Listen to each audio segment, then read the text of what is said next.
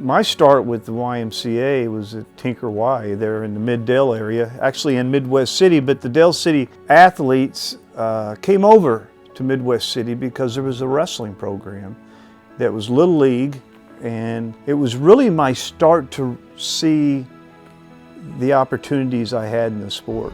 I grew up with a family of 10. You know, money was really tight, and in those days, if the Y didn't take us in, we might not have had a place to wrestle. And I never really thought of it at that time until later, and I realized who our coaches were. You know, they were businessmen, they were teachers, volunteer coaches that were helping a lot of young people learn about wrestling.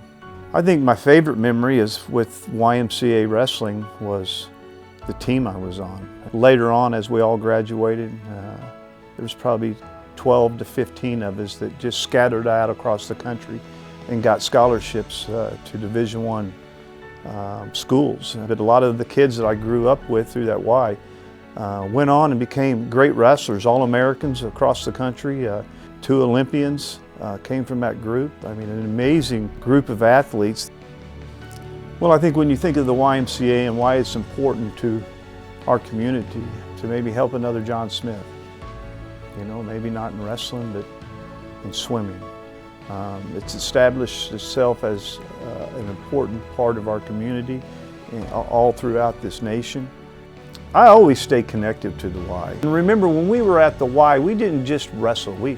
I remember playing basketball. I remember getting in the pool. I remember a lot of things that wasn't really dealing with the sport of wrestling. You know, I always tried to stay connected to it because it was so important to me.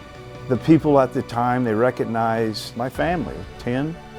It was a struggle, and I think they recognized our struggle, and they kind of took us in and said, hey, there's a place for you. And so for that reason, I always have a special place for the Y in my heart.